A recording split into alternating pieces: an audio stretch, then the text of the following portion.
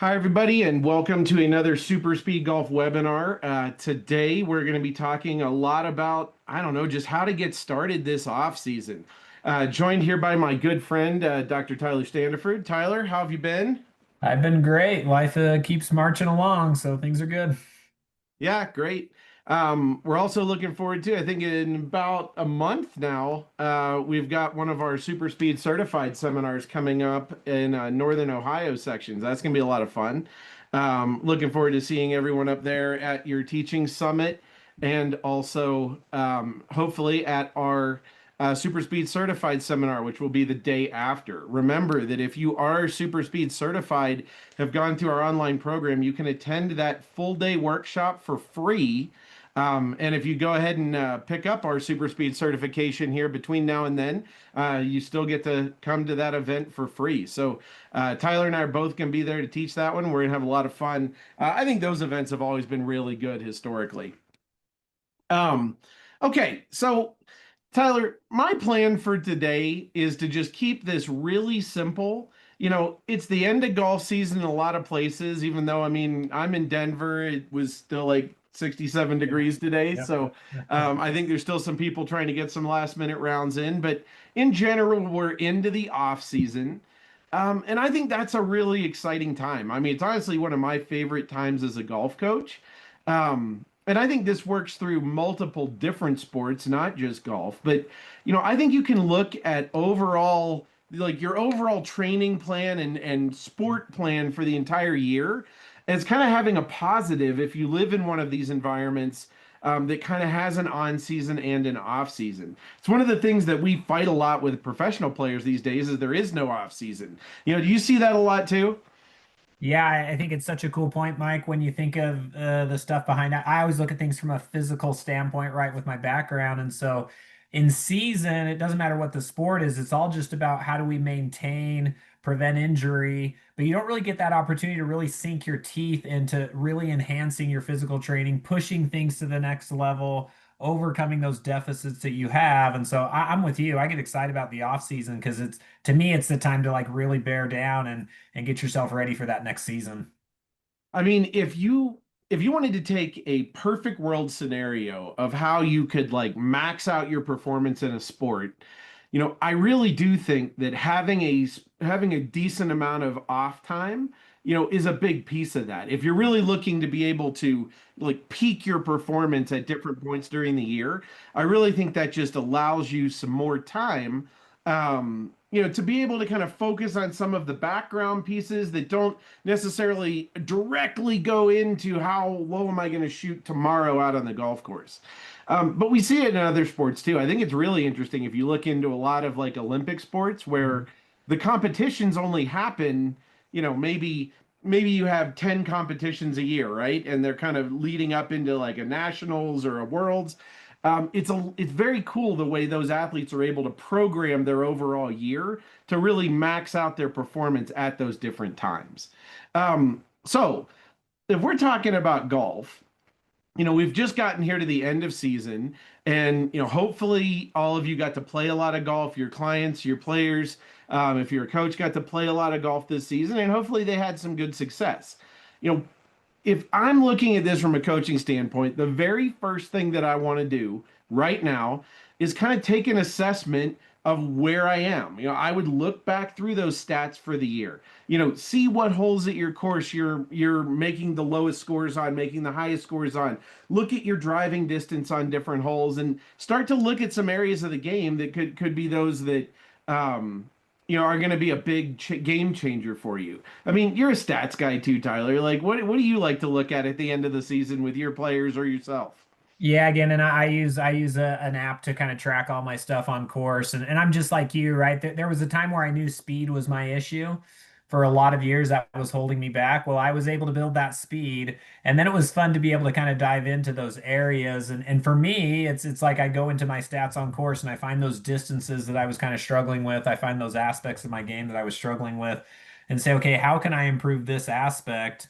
Over this off season? How can I tailor some of Mhm. my training? The other thing too, Mike, again, as a data guy, as a numbers guy, whether I'm looking at the way that I'm generating ground reaction force because I test myself on my force plates, whether I'm looking at just some TrackMan numbers, some videos analysis, and I'm starting to see things that I know if I cleaned up a little bit there, that would help me kind of get to the next level. So those are the things that kind of excite me as well. So let's call that level three. Let's say you're definitely in more of the advanced category there where you've done a lot of this in the past. I would like to say, if there's any of you out there have players or are a player yourself that hasn't really done a lot of speed training before or hasn't really programmed themselves like a detailed off-season training program in the past, let's talk about that now. Let's see if we can go in for that guy. You know, again, keeping it really simple, if there was one thing that I was going to recommend that our players started doing in the off season, I mean, it would just be straight overspeed training. Absolute level one. If you haven't done that before, do it. Like it works. You're going to see increases in speed. It's going to have a lot of other, I don't want to call them side effects, but also effects of the training.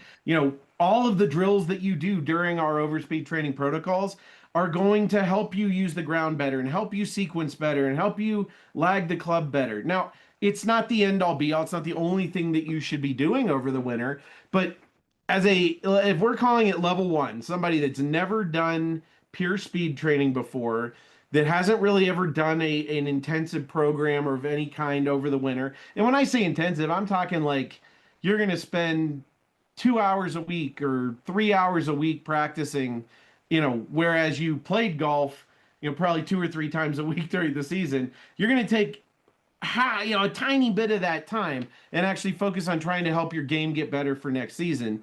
The number one thing on my list, 100%, would be get in to do speed training. And I mean, as far as full swing goes, that's going to be a catch-all for a lot of different areas that may be a problem. Now, let's also assume that we have a lot of people here that have done speed training before. So level one's easy, right? Level one is get the Speed Sticks Pro, go through the training program, see some big gains in speed. You're going to love it. Level two is, I think, where we should spend the most time today. You know, level three is fun too if we can, get into really getting into detail of, what types of specific drills and programs we should do. But I think level two is actually where the majority of super speed users live. These are people that, let's say you've done overspeed training for at least the first training cycle. Maybe you've done the second training cycle as well in another off season or another point during the year. But I would say in general, you've done speed training as part of your program for maybe a year, 2 years, maybe a little bit more. But you haven't really integrated anything else into that program. I mean, would you agree with me? I think there's a lot of super speed users in that boat. I know you answer a lot of questions from people like that, right? Yeah, and to be honest, I would say that's a boat of it, Mike, which is those guys who have maybe dabbled in the level one, level two. They've done 10, 12 weeks of training and then kind of fall off the wagon, right? The super speed clubs go somewhere and sit there unused. They're not maintaining those things.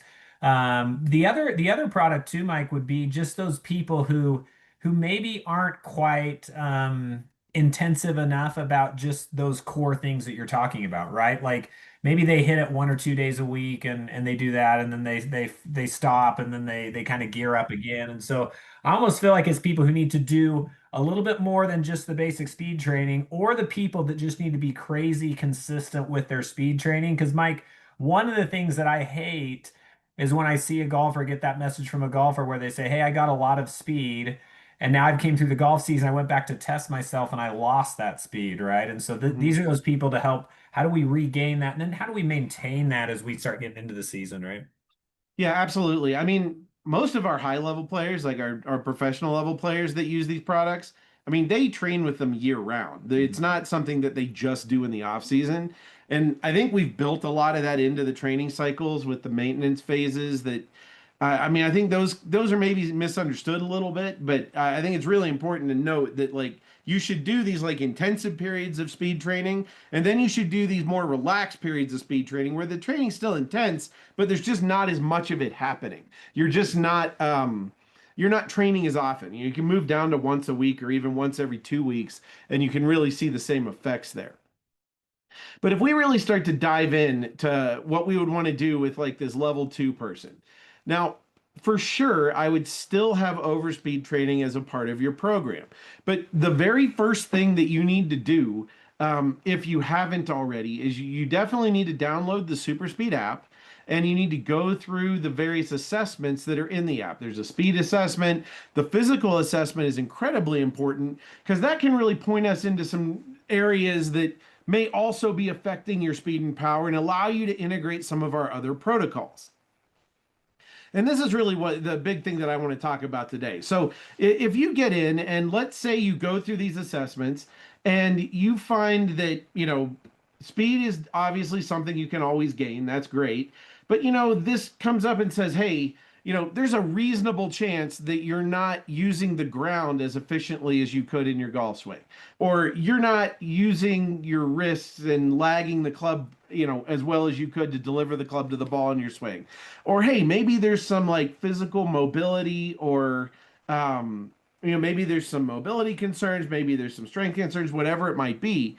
Now you have a platform where you have access to all of those different types of protocols that you can give those a try. And let's say we're going to build an hour-long training session. I'm not trying to. I don't need you to go practice for 4 hours at a time like you do. I mean, like a round of golf takes. But let's just ballpark it as an hour. I think most people can spare an hour a couple times a week to be able to get some good work in over the off season.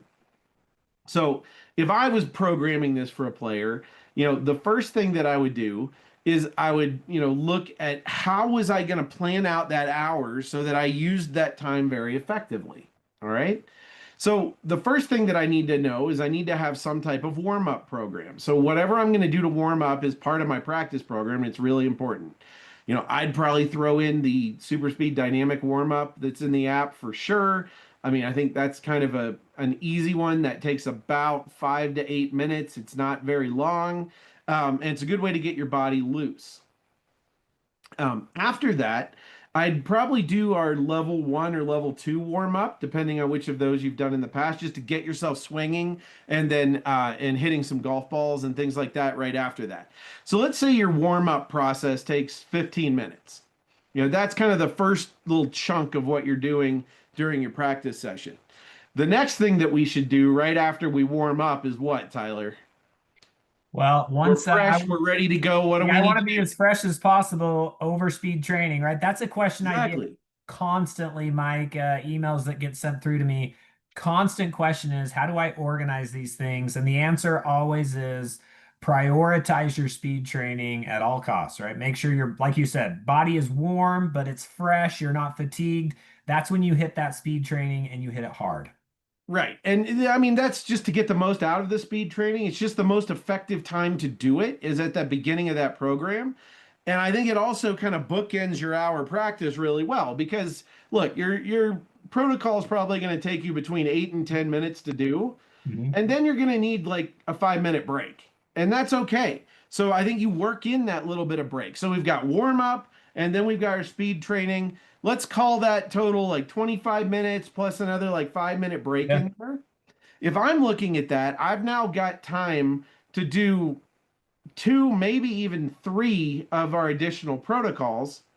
And that's really when I would do them. So, you know, at the start of this whole process, if you're doing it right away, I'd probably look at some of the mechanics protocols, whether that's some of our Forceboard Pro protocols that work on ground force.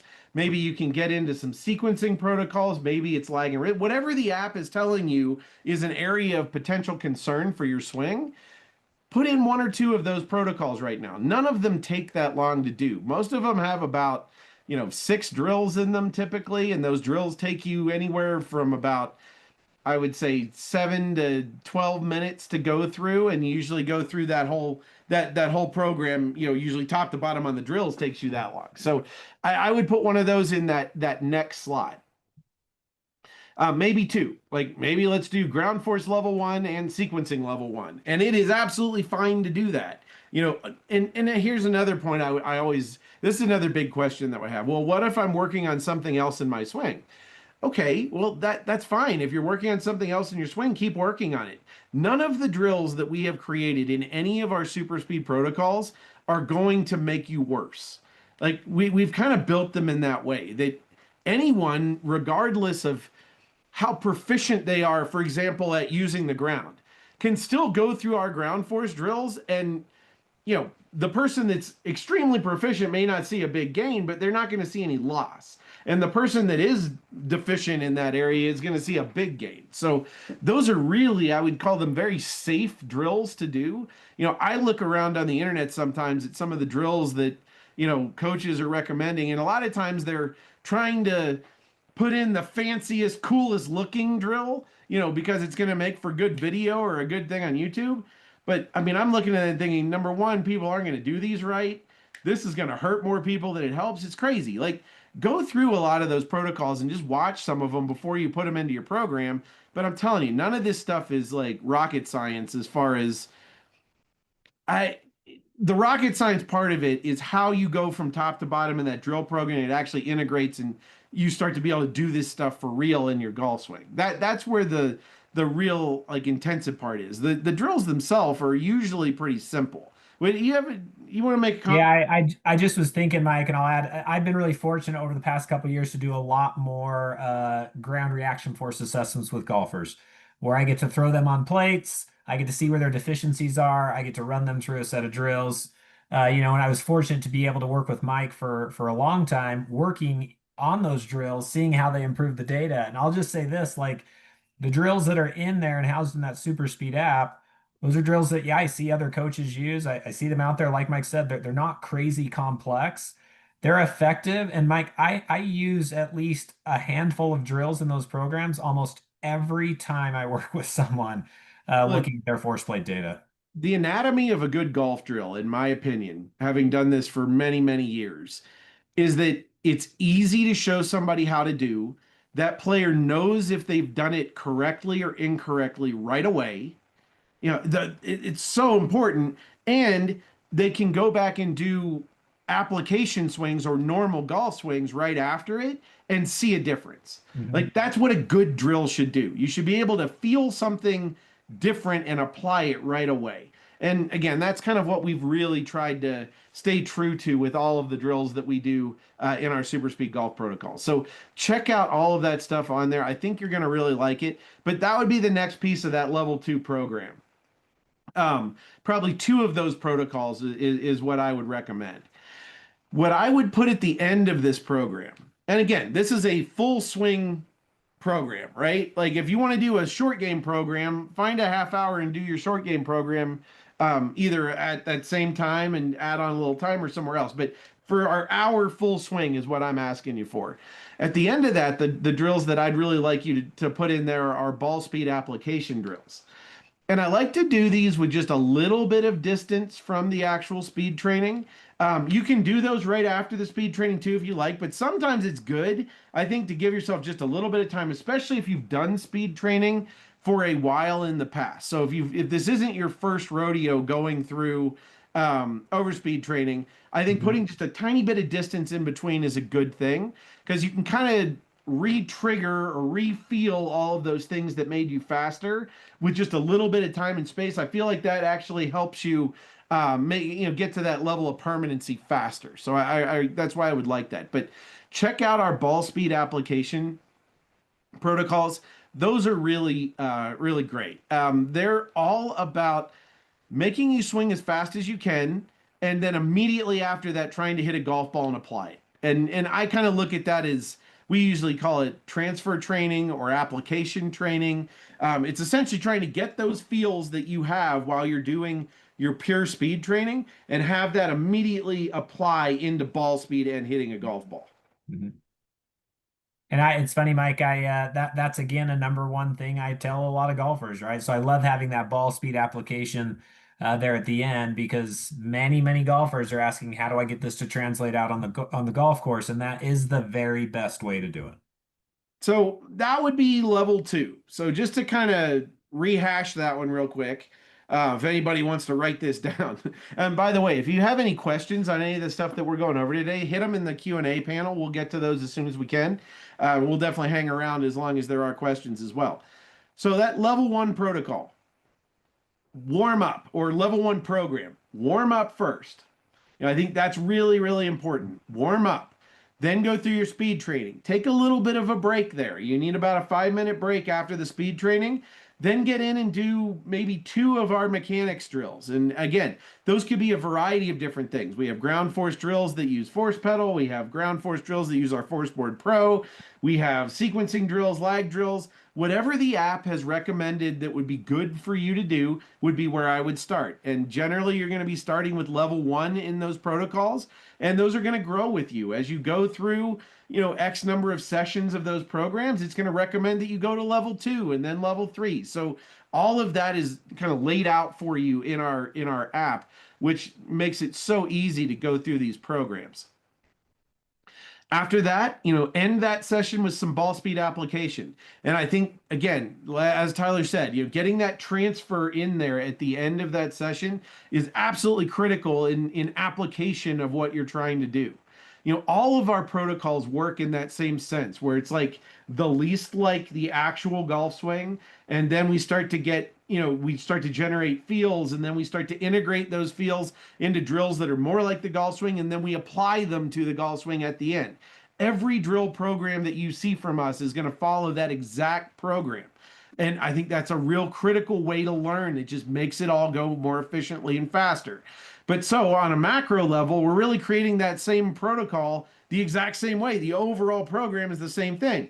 Least like the golf swing with just your warm up and getting your body moving and then just swinging basically as fast as you possibly can and then integrating some mechanics and then applying it directly to the golf swing to get the most out of it. That's the formula. And we know that formula works. You just got to get into it and give it a shot. Okay, Mike, I might just go add ahead. one, just as you're talking, just because again, I'm thinking of the questions I get from users a lot. Remember that this would be the kind of thing as Mike's outlining this, and we talk about this kind of hour-long program, because you are doing the overspeed training as a part of it. Just remember that this is the kind of program that you would like to take a full day of rest in between doing the next day. So this would be like a Monday, Wednesday, Friday, a Tuesday, Thursday, Saturday, something like that. If, and I get this question from people a lot, if they wanted to, say, hey, I'm going to do 30 minutes, well, then I would just prioritize still that really great warm up, that a little bit of maybe that mobility work, and then ride into the overspeed training. And then on your next day, the next day is when you could mix in these mechanics pieces that Mike is talking to, and you can just kind of cycle 30 minutes each day, 30 minutes of the intense overspeed training on a Monday. Tuesday, you go into these kind of practice things that Mike has drilled out. But if you're doing it all in one day, we're not going to do this every day of the week. We're going to make sure we take a full day of rest in between. Yeah, I think that's great. And maybe that's how you program out your practice too. Like you don't have to do these mechanics drills 8 times a week either, right? Mhm. Like maybe the day that you're going to work on pure golf, right? You're going to do some of the mechanics drills and the ball speed application, and then you could maybe do some short game that day. And maybe the day that you go in the gym and do a couple of your physical workouts to work on that side, maybe you can do your speed training before you do your strength or mobility work. So you definitely have options. There's no perfect way to do it. Just always try to have a plan. I think that's very important when we're looking at players. I got a quick question here from someone, Tyler. It looks like a 2012 grad from your school there. So, Nice. he brings up a good point. Players that have been out or away from the game for a little bit, again, you're kind of falling in, it depends on your level. If you were a, collegiate golfer, I'd kind of automatically put you into kind of that level one category or level two category we've been talking about today. But yeah, I mean, do exactly what we were talking about. And, again, absolutely reach out. We can help in any way we can. But again, if you just download the SuperSpeed app, you're going to have Tyler and I talking to you about stuff right away on your phone. I mean, we've built this in such a way that, we can have a digital connection with you just by you starting your program, and it'll recommend when to move on to the next drills and which ones to do and all that fun stuff. So, Yeah, and I would do a little bit of math on this golfer, Mike, to say he's just a little bit younger than me, but I think we have a lot probably in this category that maybe had some speed, had some game as 19, 20, 21 year olds. They start approaching 40, maybe they start approaching 50. And now you have this, man, I'm just not hitting the ball as far. I got busy with work. I'm coming back into it. man, speed training, you can't say enough good things about it and that piece to ramp that game back up. So if you're still in Utah, Nick, come by and check out the new facilities on campus. I think you'll be pretty blown away. Yeah, absolutely. I mean, look, there's a lot of different scenarios you could be in at the end of a season that would make you want to try to gain some speed in the off season. Maybe it's that, you moved up a tee box to be able to keep playing the golf course and that wasn't fun. Maybe it was your buddies just are out driving you a little bit more often than you want them to be. Whatever it might be, like everybody's game improves with another, with another 5-6% swing speed. There's nothing that really goes bad because of that. It's definitely an all positive kind of result there. All right, Tyler, I know that you like to get into the nitty gritty here a little bit. So, like, if we were going to move to a next level of one of these programs and look at like you know, let's look at a level three player. This is somebody that's Mhm. probably taken a number of golf lessons. This is somebody that's been doing speed training for probably years, that may need some new stuff to integrate into the equation. Um, to be able to really get better, they probably have worked on a little bit of how they're using the ground or see. I would say ground force is probably less coached commonly than like sequencing or like wrist mechanics, but um, you know, what are some things you could maybe think about with that player? Where would you start there?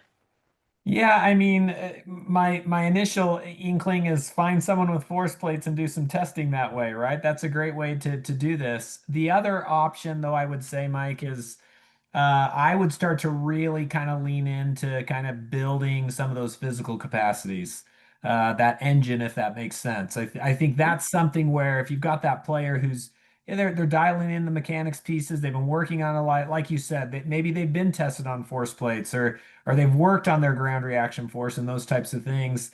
This is where I would say, man, this might be a great winter for you to get physically stronger in areas, get better mobility in areas. And this is where I think some of those physical pieces of the training app could be a big player for some of those golfers. I would look there for sure. Yeah, the way I would describe it is at that point, you want to make sure that you're hitting all of the different areas that could be affecting your speed, power, and I mean, really, if we're talking about your full golf game, your game, I mean, obviously we're speed and power focused, but if we're talking at a program at that level, the first thing that I would do, and I mean, you know me, I'm kind of a spreadsheet guy, like I would dive in and really I'd look at my stats as well as I could, whether you've tracked them on the course or you can even just kind of estimate some different areas that, you lose strokes on here and there during rounds. I mean, there's a lot of different ways to track that kind of thing now. But what I would look at is what are the areas affecting the game the most, and what are the areas where, and I would then kind of correspond that with what are the areas that I can see the biggest improvements on out of working, and then I would kind of pie chart it, if you would, and look at how I would spend my time over the winter. Now, again, if you're in that level three, you've definitely tried speed training at some point because I mean, if you haven't done that, I feel like you've been living under a rock for the last like 10 years. But there's still a lot of good things that you could be doing with speed training. And again, I mean, heck, Padraig has been speed training since well before our company existed. Um, he's probably refined and gotten a lot more detail and more efficient in what he actually does with it at this point. But yeah, I mean, this stuff never ends, right? It's not something that you just do for a season and then you stop. It's one of the great things about these products. But I would take stock. That's when I would really start looking into all of the other things that you haven't tried. Maybe you just, really want to focus and isolate hand and arm speed and we look at like the SuperSpeed C Club and give that training a whirl. If that's even if it's just something that's new to add in to your overspeed training, that could be very effective. We've seen that work really well for a lot of players. I would go test your grip strength, see if that could be one of the factors. Again, Tyler talked about the physical pieces. I kind of put that into the physical category. But Mhm, yeah, for if sure. there's a lot of like, if you're having any kind of pain, I would definitely try to address that in the off season. But let's say you're not, you know, I think you can take some of the screens that we have in the app and see maybe you should go get a, really specific program built for strength training or mobility training, whatever that might be. That could be very effective. Grip strength is an easy one. If you feel, I mean, we have the products to test that. Pick up squeeze and a dynamometer and check out where you are. And all of a sudden, you might be shocked. Like some people, I've known a lot of people that have tested their grip strength and be like, I can't believe it's that low. I've had other people do it and they're like, yeah, well, it's 60. What's the big deal? Like, you just don't know if you don't test it, right? Yeah, for So sure. I For think sure. that's a big one. I There's would a add, lot of Mike, different things I to do. I would add too, I think this is the time if you haven't taken an opportunity to track some on-course stats or dive into that, this is a cool thing too, where now you actually and I have no financial affiliation with any of these companies. There's great ones out there. There's the shop patterns and the decades and all these things, but one of the things that I started doing with our men's golf team in the off season, Mike, is we would kind of do a little bit of a track mine combine to get their data. Mhm. And the one that we were using was shot pattern. We could actually then dump all of that data into a shot pattern app and actually do some on-course strategy for these guys of the tournaments that they were playing, where instead of just going out to the course and saying, I think this hole's a little bit tight, I'm not going to hit driver. We're actually making really good decisions on the golf course based on Yep. actual data. And so again, find an indoor TrackMan simulator, rent that bay for an hour or two, dial in the distances and dispersions of your clubs, and then actually go or kind of figure out that course you play a lot and start mapping out a plan like Mike brought up at the start. Man, I always double bogey number three. Why is it? Well, is it your aiming point? Is it the club you choose to hit off the tee? And man, I think that's a cool area for these level three golfers to get really excited about data. I think it's interesting to see a lot of amateur golfers when they do something like that, find that they actually don't hit driver often enough most of the time. Um, it's really wild. Like it's like people think they need to be so conservative in some spots, and it actually ends up hurting them a lot, like lowering their birdie chance on those holes by exponential amounts. But anyway, that's a little off topic. Check out all the auxiliary things though. And I would still build the program pretty similarly. I would just probably add in more stuff. You probably have some more time to practice, so you could probably do like specific gym days, specific golf days, short Mhm. game days, things like that. But I'd still keep it modular like that and make sure that you have a very specific plan every time you go to practice. Mhm. Got another question in here that I think is pretty good one. We get this one a lot too. Says, been using your system with the old sticks. I like to call that the original SuperSpeed golf training system for 2 years plus. Is there much to be gained in investing in the new sticks and additional tools? So, I mean, honestly, the Speed Sticks Pro, we have made some major improvements in the Speed Sticks Pro over the original clubs. That being said, overspeed training works. Like if you've got the original clubs and you don't want to buy the new ones, I would probably say invest in something like the Forceboard Pro or the Squeeze and Dynamometer. Look, they're a great present to get for somebody. They look cool, they work better, they are more effective, the grips are great, being able to dial in those weights to exactly the driver that you're playing. I mean, look, we made improvements on the Speed 6 Pro in just about every area you could make an improvement on these clubs. But again, I will just go back and say too, though, you're still going to get good results from overspeed training using the original clubs or the new ones. So, if you've got a limited budget and you are looking to max out your program for this winter, my recommendation would probably be to buy the auxiliary products first because there's a lot of things that you can do with those that will have a major impact. Again, I'm looking at this. This is probably like a level two program. You've been doing speed training for a couple years. You should keep doing it this winter. But what you probably are going to get the most out of this year is going to be adding in some of those new trainings, adding in some of those ground force protocols, adding in some of the sequencing or wrist mechanics or all the other things that are going on there. And a lot of those do require some of the auxiliary products to do them. So I would check those out for sure. And again, the first step is always download the app. I mean, you can start a free trial in the app and do all the assessments so you'll know what it'll recommend for you to do in every way, before there's any subscription on that. So take a look at it, check it out. And, I would challenge everybody in the next couple weeks here to do that and start to build out your program. And if you need any help or you have any questions about specific drills or things that you should do, or, hey, the app's telling me that I need to start on level 2 sequencing, not level 1. Why is that? Hit us up. We're happy to help and get your program dialed in for you this winter. But, we've tried to bake in all of those details into that program that you're going to get just by starting the app, getting through those assessments, and getting into some of these different programs. Yeah, I mean, I was going to say, Mike, to me, the biggest advantage is that when people are buying the Speed 6 Pro, that was after the app was fully developed. And so those individuals were pushing them to the app. They may have gotten a little bit of a free trial on the premium version. And so to me, while Mike said, yes, there's some nice advancements in the pros that we feel like are more beneficial in terms of some of the things we've looked at over the years. To me, the key is that app and all this auxiliary stuff came with the Speed Sticks Pro. So again, if you're on that fixed budget, I'd rather you see you pay for the premium subscription of the app, have access to all of these things, keep using your old SuperSpeed, the original SuperSpeed clubs. I'll clarify the original. And I think you'll find that you'll get excellent benefits this off season. Uh-oh, we got our first Black Friday question, Tyler. Black Friday sales, auxiliary products, or on the app. Well, I can't tease too much of it, but yes, we will be having some major Black Friday specials. There's also going to be an exclusive access VIP version of that sale that's actually going to be starting, I believe, the end of this week.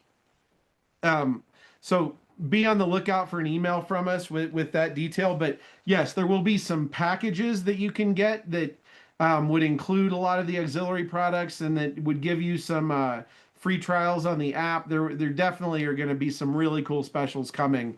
But be ready. All of you that are in this webinar should be on our email list. If you're not, make sure to sign up on our website. And you get access to our exclusive let's call it VIP early access Black Friday. Awesome. Okay. Well, Tyler, this has been fun. If there's no other questions, we'll give you guys just a minute or so if there's any that come in there. How's your golf season going out there? Are we almost done? We're almost done. We're like you. We got those we got still those mid 60s this week, a little bit of rough weather next week, but I was excited, Mike. This is the lowest handicap index I've had since I got married Oh, and started having all those children. And so this was a really fun year for me. It was a pretty great year.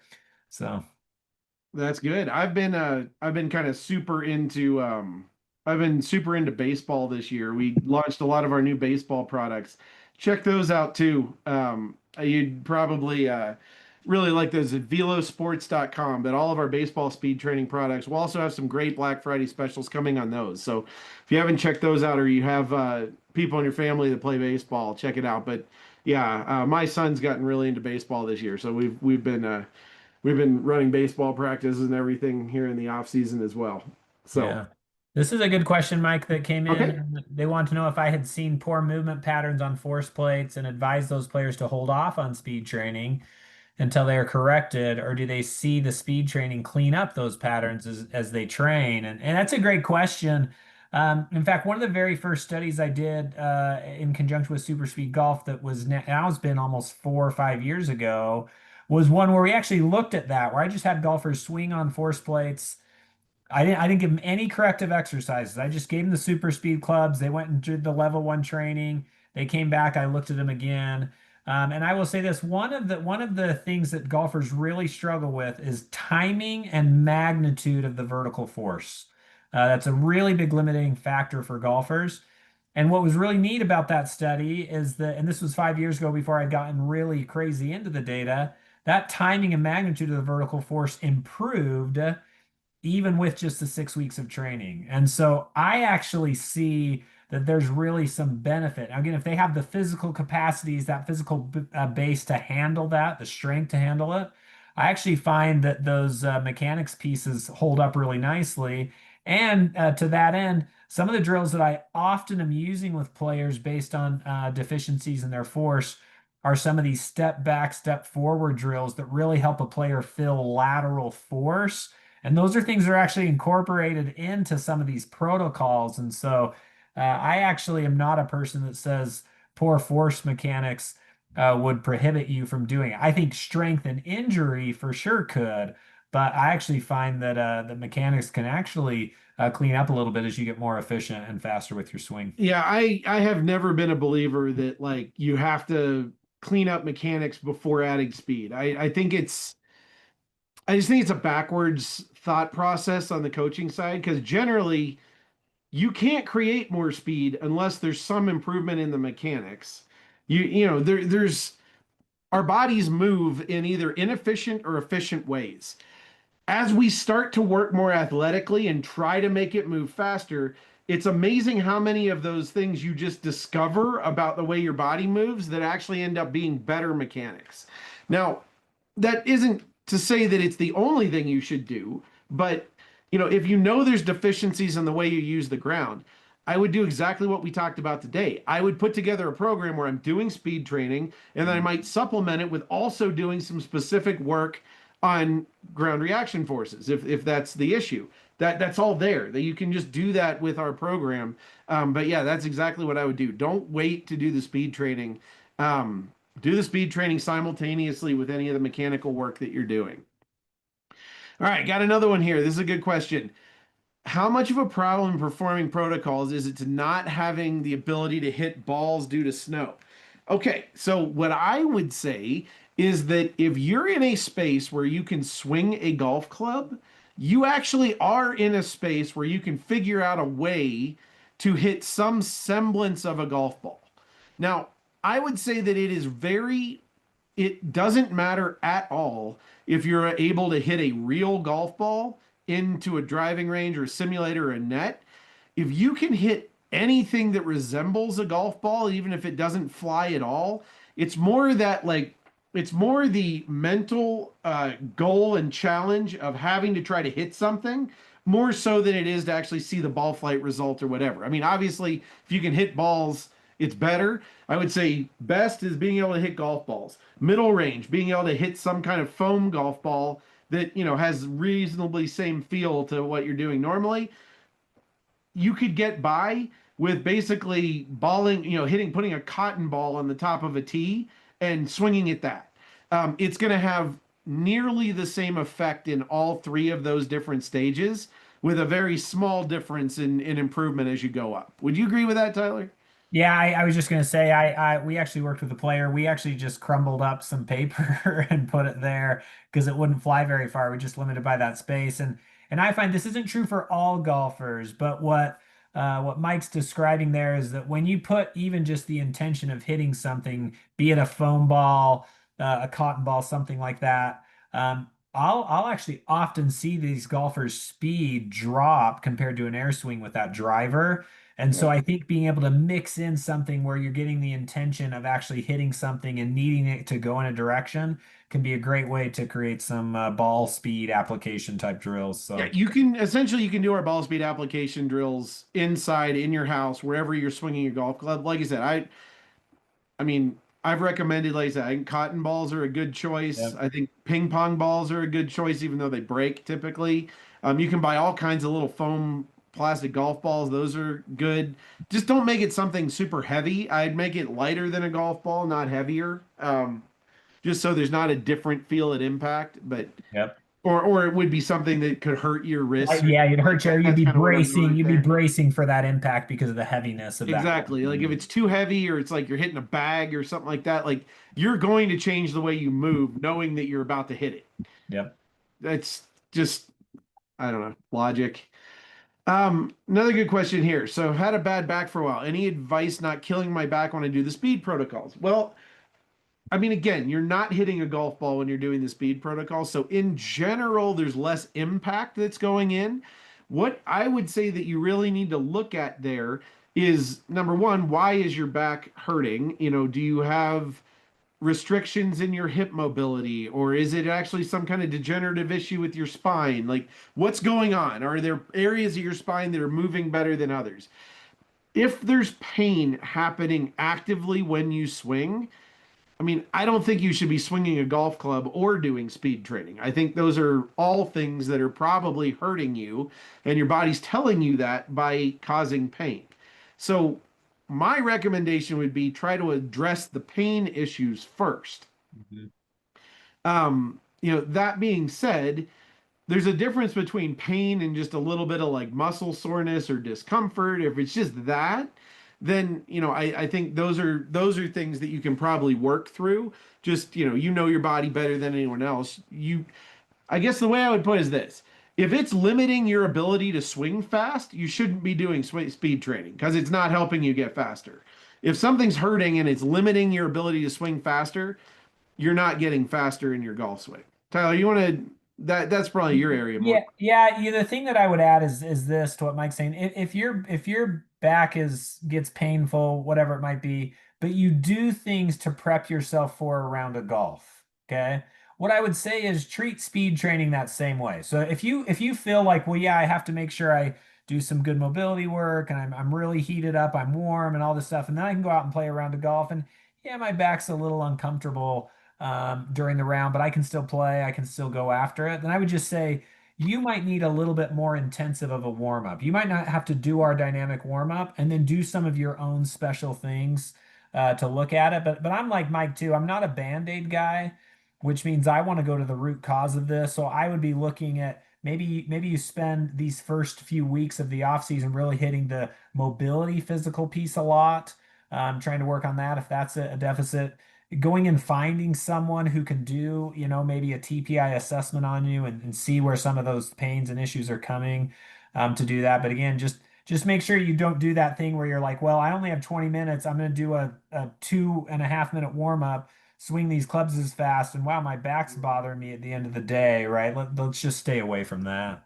Yeah, I think you make a good point there. I mean, especially if say you're a high level player. I mean, there are personalized things that probably are going to be the most effective for you to do to warm up. Mhm. The ones that we are recommending are fairly general, but they're very good. Like they're going to work for 99.999% of the people that are out there. But again, if you have specific issues that have been medically diagnosed, I would talk with those professionals and have them make recommendations on exactly what you should do to warm up and put yourself in the best position to not cause future injury. And, those professionals are going to be able to help you with that. I will add, sorry, Mike, because I've now heard this twice. From one is from a player who does a kind of bounces back from Corn Ferry PGA Tour, and he's had a little bit of back issues. His spine expert surgeon that he talked to, he one of the things he told him was, "Hey, you spend a lot of time swinging from the right side. You should probably make sure you do a lot of rotational work from the non-dominant side, including swinging a golf club that way." And also had a great conversation with another very well-respected spine expert out in California.